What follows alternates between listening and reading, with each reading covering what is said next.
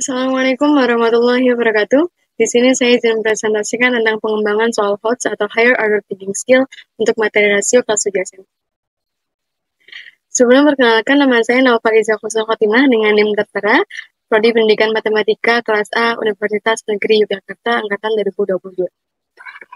Sebelumnya, apa itu HOTS? HOTS sendiri dikenal dari istilah taksonomi Bloom yang mengarah pada tingkatan kognitif dari C4 hingga C6, yaitu C4 Analyze, kemudian C5 Evaluasi, yang ke-6 atau C6 itu Grade atau menciptakan.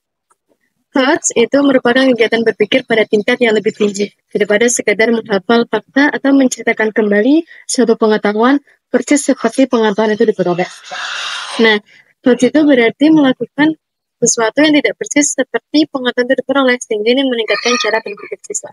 Di sini siswa harus memanipulasi informasi, menggeneralisasi atau mentransfer konsep ke situasi baru, dan memecahkan masalah non-rupit, hingga menciptakan aktivitas. Untuk tekniknya, di sini saya mengambil teknik pengembangan berbasis konteks dan prosedur penyelesaian masalah. Jadi di sini akan ada contoh masalah, kemudian dari contoh masalah tersebut, contoh masalah yang diberikan sudah merupakan berupa soal HOTS, kemudian dari contoh masalah akan dibentuk 4 soal HOTS lainnya yang berupa equivalent, similar, isomorphic, dan underlying.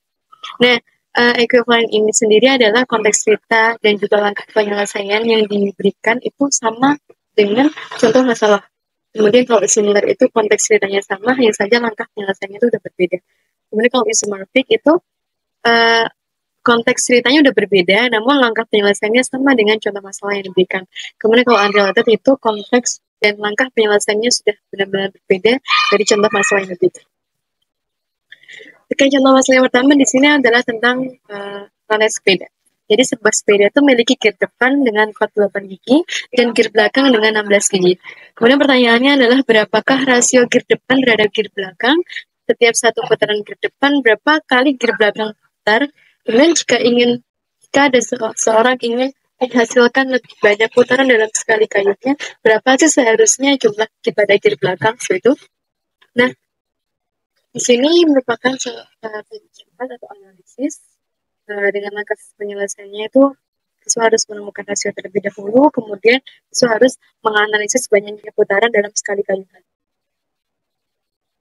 Nah, sehingga diharapkan siswa itu mendapatkan informasi bahwasanya semakin sedikit gigi pada gear belakang itu semakin cepat berputarannya. Nah, equivalent juga sama, yaitu konteks ceritanya sama dan juga langkah penyelesaiannya sama, sehingga cerita yang diberikan maupun langkah penyelesaiannya benar-benar sama dengan contoh masalahnya. Hanya saja di sini berbeda pada angka. Kemudian ini pembahasannya. Kemudian yang ketiga kemudian ada similar. Similar ini konteks ceritanya sama, langkah penyelesaiannya berbeda. Jadi di sini ada cerita suatu sepeda itu memiliki gear depan 48 gigi, sedangkan gear belakangnya itu memiliki beberapa pilihan jumlah gigi, yaitu 12, 16, 18, 24, sampai dengan 32 gigi. Nah, jika nih seorang pesepeda itu ingin kecepatan tertinggi dengan satu putaran pedal itu menghasilkan lebih banyak putaran roda, di belakang manakah yang sebaiknya digunakan, atau 12 atau 32 gigi. Jadi siswa di sini menemukan hasilnya terlebih dahulu, kemudian membandingkan banyak putaran dalam sekali kayuhan. Kemudian ini penyelesaian masalahnya. Kemudian ada yang isomorphic. Isomorphic di sini konteks ceritanya berbeda, jadi saya ambil tentang putaran engkol pada sumur. Jadi untuk mengangkut air dari sumur itu digunakan sebuah alat penggulung tali yang dilengkapi dengan engkol tangan. Setiap satu putaran engkol akan menggulung tali sebanyak 80 cm. Nah, ember yang digunakan ini mampu menampung maksimal 10 liter air, dan sumur tersebut memiliki kedalaman 240 cm. Nah, jika seseorang butuh 60 liter air, berapa putaran engkol yang diperlukan untuk memenuhi kebutuhan air tersebut? Nah, jadi di sini konteksnya berbeda, kemudian langkah penyelesaiannya pun sama kan. Jadi dia menemukan hasil yang terlebih dahulu, kemudian menulis sekali.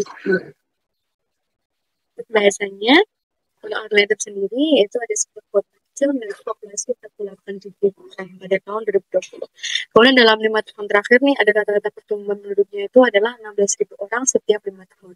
Sementara itu, kota tetangga itu memiliki populasi 75.000 orang pada tahun 2020 dengan rata-rata pertumbuhan 16.000 orang setiap 5 tahun. Sebenarnya kota mana sih yang memiliki rasio peningkatan populasi lebih tinggi dibandingkan tahun 2020? Nah, beda alasannya.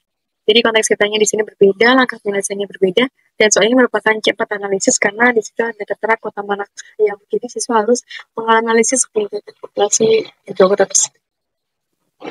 Ini pembahasannya.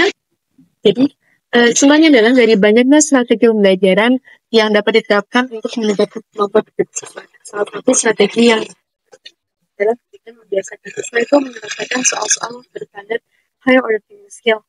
Soal-soal itu mendorong siswa untuk menganalisis, mengevaluasi, hingga menciptakan solusi sehingga kemampuan berpikir kritis dan kreatif mereka dapat berkembang secara. Sekian dari saya, kurang lebihnya mohon maaf. Assalamualaikum warahmatullahi wabarakatuh.